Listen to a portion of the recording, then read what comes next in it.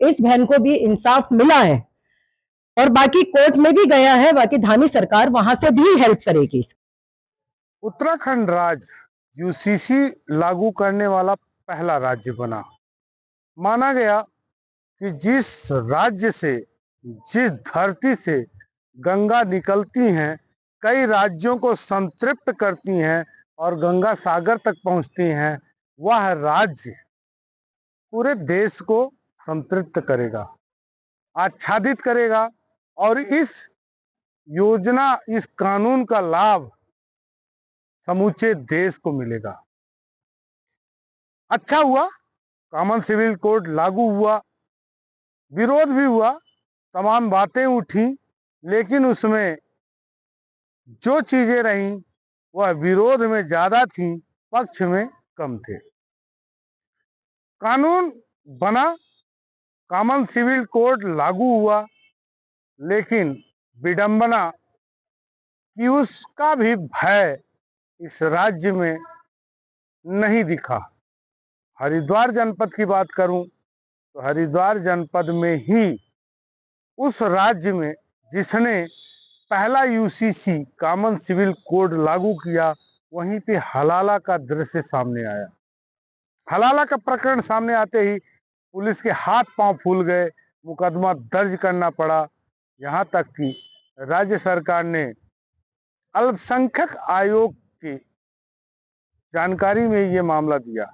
अल्पसंख्यक आयोग से सदस्य पहुंचे, उपाध्यक्ष पहुंची, उन्होंने पीड़ित परिवार, पीड़िता को न्याय दिलाने का पूरा भरोसा दिलाया है।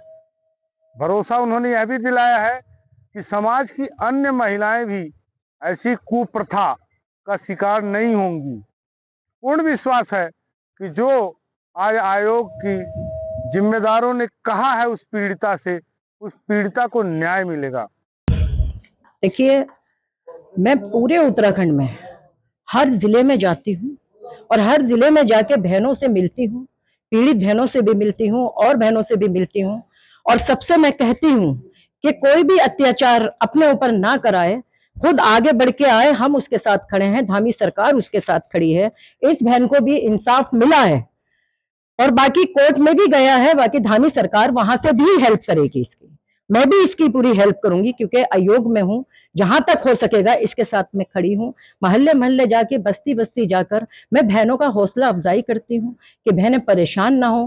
कहीं ना कहीं मेरे ही अपने लोग हैं जो बहनों के ऊपर अत्याचार करते हैं, मेरी ही कौम है वो जो बहनों के ऊपर अत्याचार करती है, जो उनको दबा के रखती है, उन्हें आगे निकलने नहीं देती। पता नहीं वो कौन सी नीतियां चलाते हैं, मेरे ये समझ में नहीं आता। इस्लाम में तो ये है भी नहीं। जो वो दरअसल वो अल्लाह का इस्लाम नहीं मानते, वो मुल्ला का इस्लाम मानते हैं और मुल्ला के इस्लाम से वो चलते हैं। आए दिन ये हलाला और ये तलाकें आ रही हैं, उखड़ रही हैं, बहनें परेशान हैं, जिसको दबा भी दिया जाता है। कुछ परिवार, अगर बहनें, लड़कियां अगर उठाना भी चाहें तो कुछ माँ बाप कहते हैं कि बेटे हमारी रुसवाई ना हो जाए, तुम यही खत्म कर दो। वो आगे नहीं बढ़ना चाहती। शाहीन आगे आई है, कहीं ना कहीं इसका परिवार इसके साथ है और बहनों को भी हौसला मिलेगा और मैं इसके साथ खड़ी हूँ, धामी सरकार इसके साथ खड़ी है। यूसीसी का मतलब ही ये था कि जो बहनें परेशान रहती हैं, आए दिन कोई ना कोई, मेरे पास तो मुरादाबाद से, रामपुर से और अमरोहा से, बरेली से फोन आते हैं कि हमारे यहाँ भी यूसीसी लागू करा दो। यूसीसी को देख के बहनों को हिम्मत मिली है। आपको पता ही होगा कि हमारे यहाँ एक आमतौर पर एक दूसरी शादी का भी माहौल था, तीसरी शादी का भी माहौल था, चौथी का भी था। अब कम से कम ये सुकून है यूसीसी आके कि अगर बीवी सही सलामत है और तुम्हारे घर में है तो आप दूसरी शादी नहीं कर सकते। एक सवाल तो खड़ा होता ही है कि जिस राज्य ने कानून लागू कर दिया, उस राज्य में ही कानून को तोड़ा जा रहा है।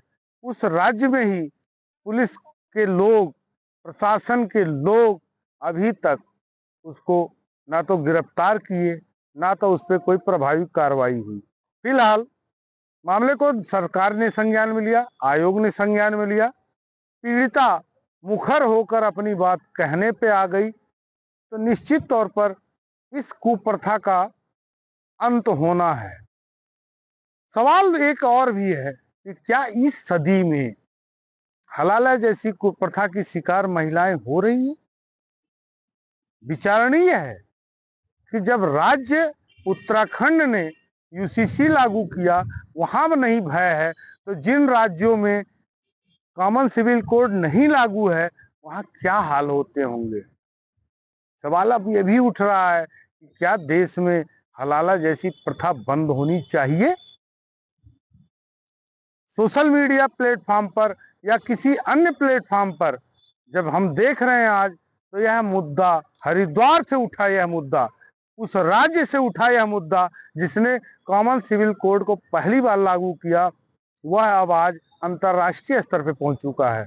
इसका प्रत्यक्ष प्रमाण है कि जितने भी सोशल मीडिया प्लेटफॉर्म हैं, सब पे टिप्पणियां आ रही हैं, कमेंट हो रहे हैं, निंदा की जा रही है। यहाँ तक कि तमाम सामाजिक संस्थान, तमाम सामाजिक संगठन, इवन वो राजनीतिक दल से जुड़े लोग जो विपक्ष में भी हैं, वो भी इसको गलत बता रहे हैं कि ऐसी प्रथा बंद होना चाहिए।